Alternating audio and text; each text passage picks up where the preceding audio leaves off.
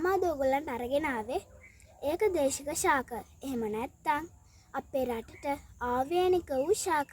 අපි බලමු ඒ ශාක කවි තුනකින් ලේසියෙන් මතක තබා ගන්න හැටි. අපි බලමු පළමු වන කවිය.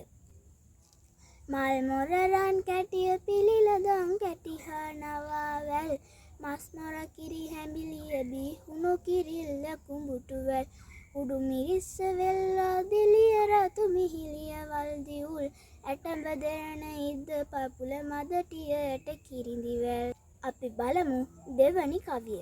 හොර දුම්මල කළු මැදිරිය දුම් මෙරලිය වෙසක් මල් බදුල්ල ආරිද්ද කැකුණ ගොඩ පරහා ගෝනවැල් කෙකු කෙකටිය කීන බිනරදිය පරමාවේ වැල් ඔතලු වෙල ගොර කලයෙන් තැරිවන මී කැලැදෙල්.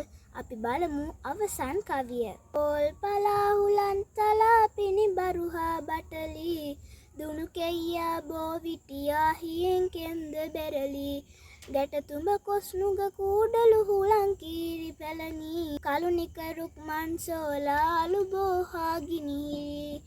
මෙන්න මේ විදිහට තමයි අපේ රටට ආවේනික වූ ශාක වර්ග ලේසියෙන් මතක තබා ගන්න හැටි.